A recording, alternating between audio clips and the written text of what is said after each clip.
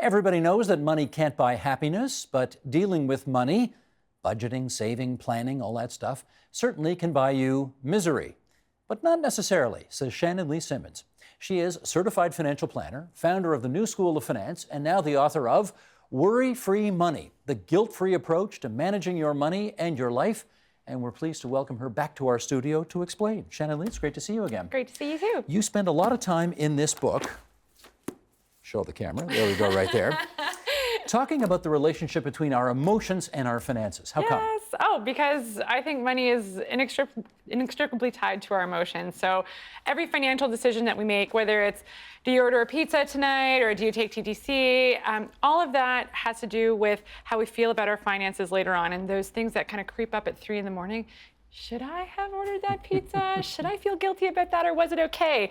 And so I feel like when we spend money, we either feel good about it or we feel bad about it. And deciding how that how that affects us at night and our fear and our stress level is really, really important. But is it your best advice that we should not have that kind of emotional connection to money? Those financial decisions ought to be purely intellectual? No, I think that they have to be both. So I often say there's financial happiness, there's happiness, and then there's financial responsibility, and we can't be one or the other.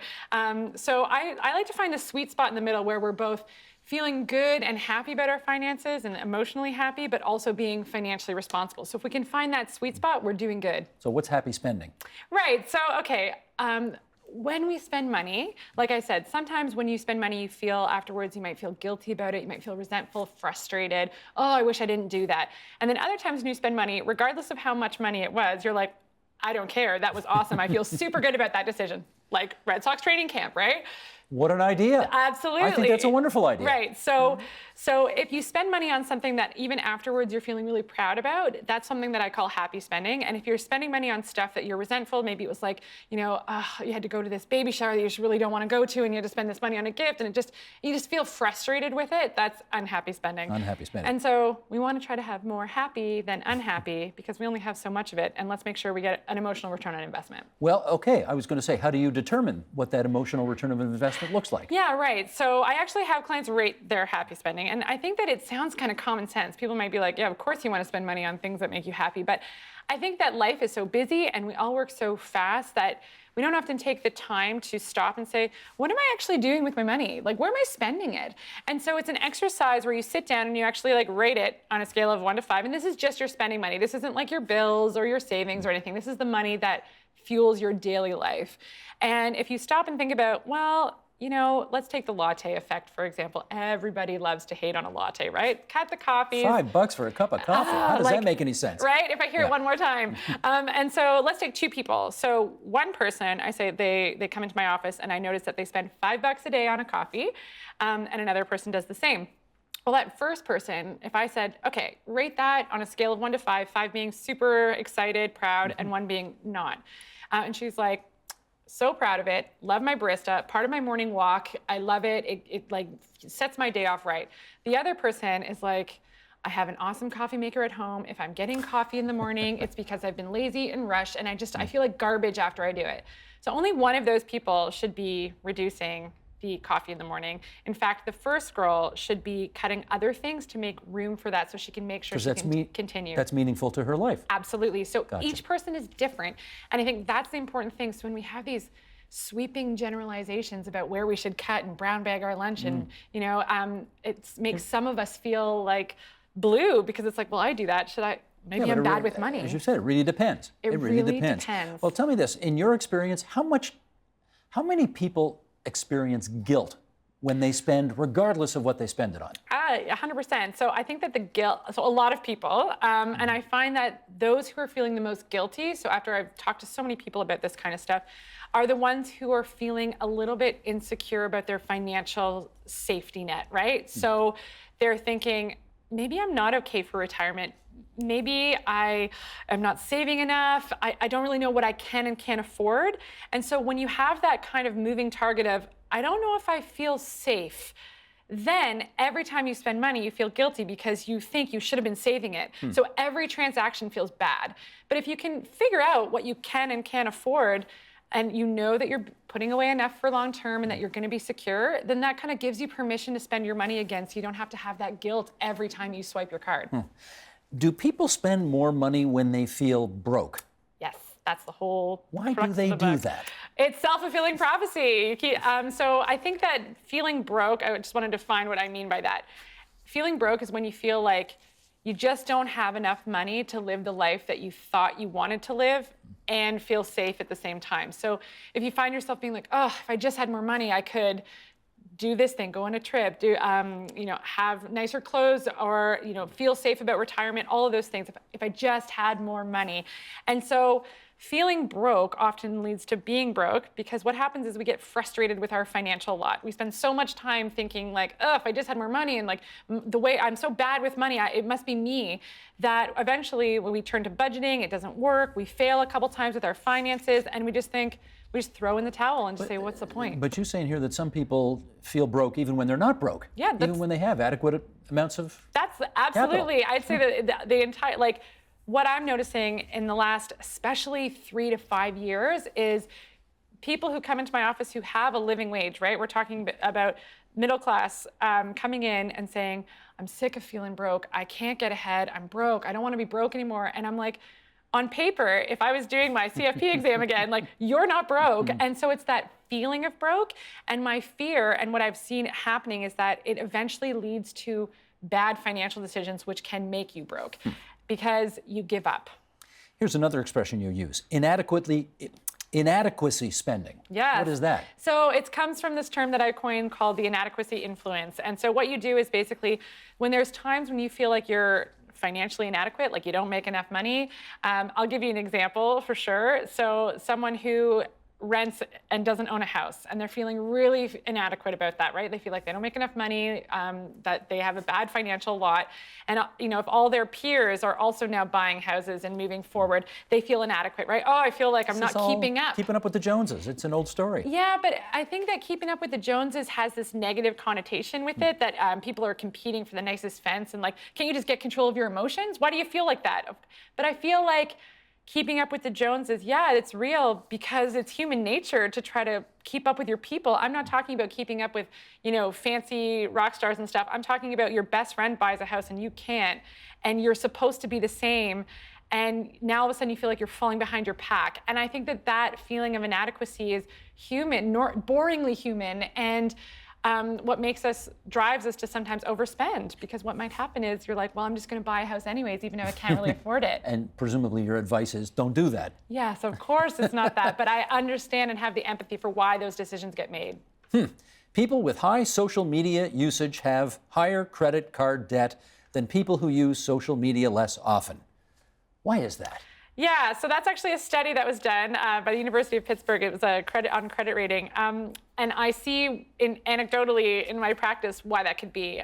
So I think that it has to do with this inadequacy piece, right? So we say, okay, you're swiping through your social media, you have an unfair access to all the wonderful things that your friends are doing, right? And your peers. So a vacation is a really good example of this. So I had a family, she was gonna take her kids camping, and it was going to be a very affordable, like normal family vacation. She was really stoked about that.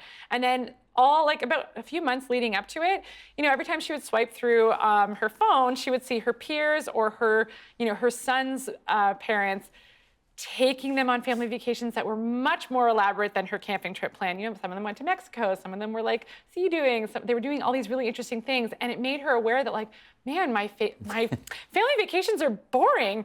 And then that feeling of inadequacy, like, maybe I should kick it up a notch, because I don't want my kid to feel like they're not keeping up with their own friends, like all of their friends and peers are doing these really cool things. Oh, I should do that too. And so then all of a sudden she ended up overspending on this like cottage rental, and it got really expensive. And then she had it on her credit card, and she was like, I feel so bad about this, but this is how it happened. And so why I blame social media is that, 15 years ago, this mom would never have had access to the family photos of her son's classmates. Of her 5,000 closest friends. Correct. Yes. And she would have had to ask for copies, which would have been creepy, right? And so she's not going to look through them when she's having a blue or a low moment. But now they're just in your face whether you want to see them or not. And I often say, you know, nobody posts their credit card bill on the internet after the vacation. And so we just see these wonderful things that are happening, and it can make our own decisions feel less so, and it brings up that feeling of inadequacy, which can often make us spend more money. Everybody says you should make a budget. Everybody except you. Yes. Now, why is that? I think budgets are broken, typical budgets anyways, and I think they make us feel more broke, and I think that they lead to overspending. So Making a budget leads to overspending. yes, and so a lot of times making a budget comes from, you know, it's one of those truisms that comes from people that don't necessarily sit in the trenches every day with people, seeing how budgets are actually playing out in real life, right? It's one thing to sit here and say, everyone should budget. And it's another thing to sit and talk to people who have tried and failed and tried and failed. And that's where this is coming from. So traditional budgeting is like, you take your money, you categorize it into all these microcosms, coffee shops, takeout, clothes. This much on my rent, this much on my vacations, Rent, this much but on, yeah, exactly. and so what happens is we have all these microcosms, and then daily life happens, right? So we forecast out, and we try to live within these little pots. And so, especially if you've got an app, this is a great example too. So let's say that one week your groceries were supposed to be $100 that week, and you ended up overspending because you had your family over, and you ended up getting more cheese or something like that, right? And your app's like, whoop. You overspend on groceries, and you're like, oh, I'll borrow from clothes this week, and I'll pop it into the groceries to make it okay. And then later on that week, you're like, oh, I need to grab this thing for work, and I'll just swipe it on my card. Oh, I overspend on miscellaneous shopping. I'll borrow from this. So what ends up happening is you haven't actually overspent in the sense that, like, your spending money was good, but you've overspent in your specific category. And so what happens is it keeps money right on the forefront of our brain all the time. And we're constantly borrowing from, like, robbing Peter to pay Paul. And so we're stepping in a line. Whoop, we're stepping in a line. Oh, and so it's like this negative feedback loop. It's like, you just can't keep it together, can you? Well, but don't you need to know that if you're going to spend twice as much on food this week as you're having a party, that you're going to have to find that money somewhere else, or you're going to go into a big credit card debt? Yeah, and I think that that's true. So I'm not saying that everyone can just go nilly-willy, but I think that the way we're budgeting is wrong. So that over-categorization. So what I like to tell people is you just have to figure out it's something I call a hard limit. So it's a hard line in the sand between the money that you can and cannot spend. So there is a limit that you can come up to. So you do have to make that trade-off, but not necessarily with 10 categories on our spending money, because the problem is your money comes in, you got to pay your bills, you got to put money away for savings, and then what's left over is your spending money. And that's the money that shouldn't be budgeted, because it needs to be fluid, because we can't know what our spending is going to, like, what our week is going to require of us. So you're not saying don't budget. You're saying don't make 25 categories for budgeting. Yes, I'm saying all you need is a line in the sand between what you can and can't afford. That is the only budget that you ever need. Your formula for determining the hard limit includes obviously calculating how much you're going to have to spend on real estate. Yes. And depending on where you live in this country, that can either be just a pipe dream and hopeless, or it can be something real. How do you know how much to save if you want to? Well, I mean, I guess the truism is a lot of people your age are not going to be able to buy a house in this city, are they? That's it, and that's absolutely true. And so what I would say is, when you're trying to figure out what you're supposed to be saving, I would, and a lot of the book spends some time talking about being realistic, and I think that that's like a perspective shift and a mind shift that we need to all get, because it's very unrealistic for a lot of people that they might ever own a home in this city, specifically in Toronto. Yeah. And so what the book talks about too is that maybe you can still get what you want, it just might look differently than what you thought it would when you were growing up, right? And so, like, kind of making that trade-off.